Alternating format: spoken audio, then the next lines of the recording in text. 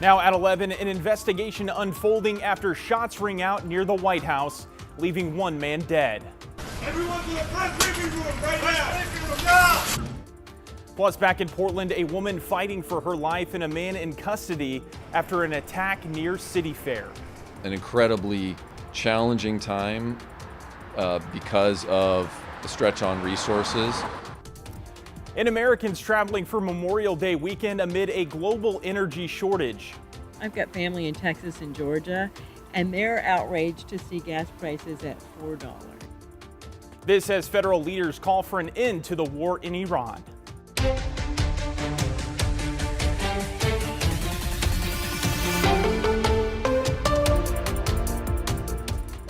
Thanks so much for joining us here at 11. I'm John Adams. Tonight we're learning about the man killed by the United States Secret Service after he opened fire at a White House security checkpoint. A bystander was also hurt and the White House was briefly placed on lockdown. What is that? Ow. A volley of shots sent reporters scrambling into the White House press room. President Trump was inside the White House at the time. We have learned the alleged gunman has been identified as Nasir Best, who officials say was known to D.C. police as well as the Secret Service. They say he had a documented history with law enforcement and a history of mental health concerns. This comes a month after a shooting at the White House Correspondents' Dinner, where an alleged would-be assassin was taken down by Secret Service. In Southern California, crews are preparing for a possible toxic tank explosion.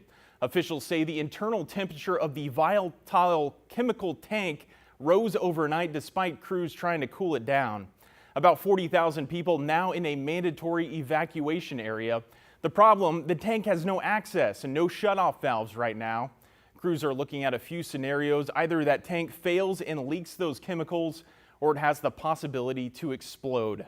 The company that owns the tank, GKN Aerospace, says they're working closely with local authorities and experts on a possible solution.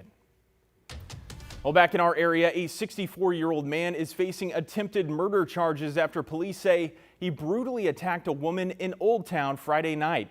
The woman still in the hospital with life-threatening injuries.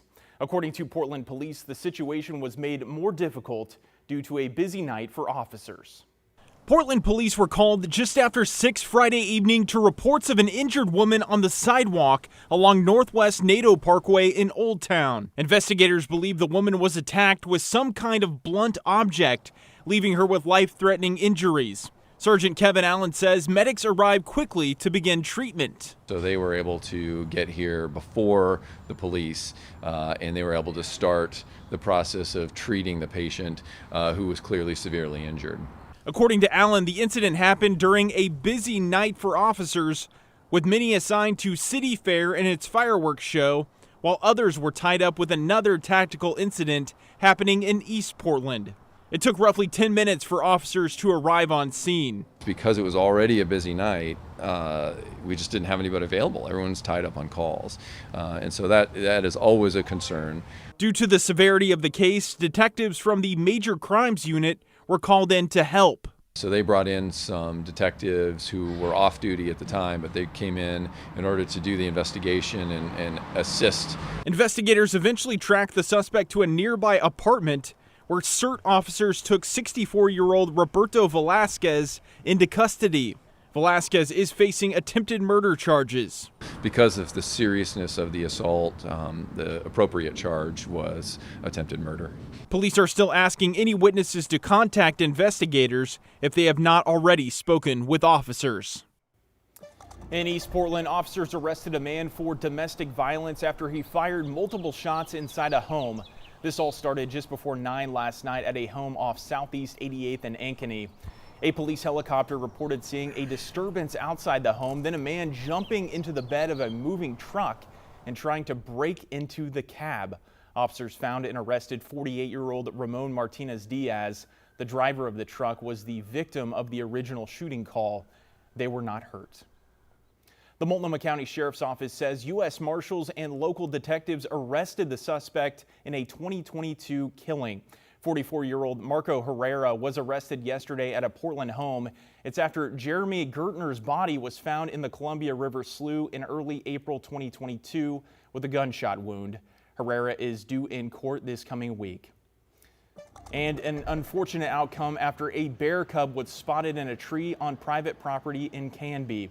While Canby police were waiting on Oregon Department of Fish and Wildlife, a crowd had gathered to watch the cub. However, at one point it began to climb down and motioned toward people. Because of how close this all was to the county fairgrounds and Saturday market, law enforcement used, quote, lethal force to stop the bear from getting any closer to the crowd. All right, time to talk weather. Let's take a live look outside right now where we saw a beautiful Saturday afternoon as part of this long holiday weekend, and we should have at least one more great day to get outside.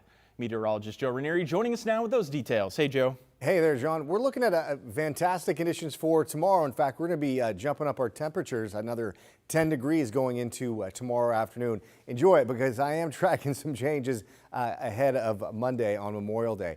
Right now, we're looking at a temperature of 58 degrees from our Wells Fargo Tower camera. We have the ridge of high pressure in place, but out in the Pacific, the Gulf of Alaska is going to usher in some much cooler conditions by Monday. And the timing on this looks to be late morning, early part of the afternoon when we'll be seeing the showers move through. And we've only seen 4 days of rainfall so far this month. We desperately need it, and yeah, we'll take it, even though it doesn't last for too long. So tomorrow we'll look at sunny conditions for Memorial Day. Weather pattern definitely switches. Nearly 20-degree drop from tomorrow and into Monday. Rain returns by late part of the morning hours and into the afternoon come Monday. So as we look at the hour-by-hour forecast, we'll be looking at some areas of clouds here and there, but for the most part, we're going to call it fair skies for tomorrow, and clouds will increase late tomorrow night. And yeah, by the morning hours, I think late morning hours by the coast, we'll start to see some wet conditions. And yeah, it's going to be kind of a wet afternoon by Monday and potentially into Tuesday as well. We'll talk more about that in a few minutes. All right, Joe, we'll see you later in the show. Along the Columbia River Gorge, Washington state fire teams are being mobilized. It's as local firefighters in Benton County are working to contain a wildfire burning near Kennewick.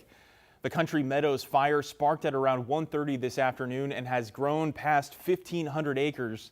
There are currently level 1, 2, and 3 go now orders in effect at this time. The cause of the fire is under investigation. Memorial Day weekend is traditionally a big travel weekend here in the U.S., but this year Americans are facing elevated gas prices as the war with Iran has caused a global energy shortage. According to AAA, Oregon gas prices right now are $1.34 higher than this time last year. Members of our congressional delegation spoke today saying they want to see the Iran war halted, which they say would lower gas prices. They also asked if they would support lifting the federal gas tax. We'll look at anything, but the reality is the only way you're going to get these prices down is to end the damn war. I will look at anything that lowers the cost for the people I'm honored to represent because they are struggling. But in reality, the gas tax pays for our infrastructure that we need. So instead of ending the gas tax, we should end the war. Today, President Donald Trump saying the United States and Iran are close to working out a deal to end the conflict. While negotiators are working out those final details, the president said the Strait of Hormuz would reopen as part of that agreement. Well, 6 years of Pride celebrations in Tigard. Today, the city partnered with the Tigard-Tualatin School District for the 6th annual Pride Parade and Festival. It all kicked off at 2 with the parade heading toward Tigard High School. People were invited to join the parade either on foot, by car, bicycle, or just about any other set of wheels. We're excited to make sure we have the whole community feel included and make sure that we're really supporting those that are underrepresented within our community. It's just a great opportunity for that to happen, just to send out a message that everybody's welcome, no matter who you are or who you love. The parade was followed by the festival featuring live music, vendors, student performances, and community resources.